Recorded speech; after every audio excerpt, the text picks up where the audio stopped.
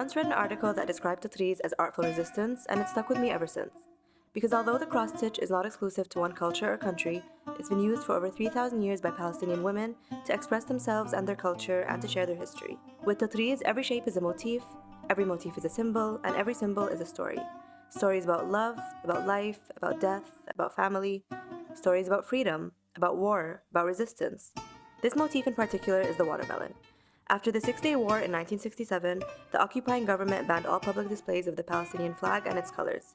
In an act of defiance, the watermelon, with its red, green, black, and white colors, became a way for Palestinians to display national pride. Even holding a slice of fresh watermelon outside became an act of protest. Learning the art of resistance from Palestinian women inspired me to attempt my own take on Tatreez, cross-stitching the watermelon motif on a whole table, turning artful resistance into a beautiful piece of furniture to be placed in our homes as a constant reminder of resilience and as a symbol of hope for a free Palestine.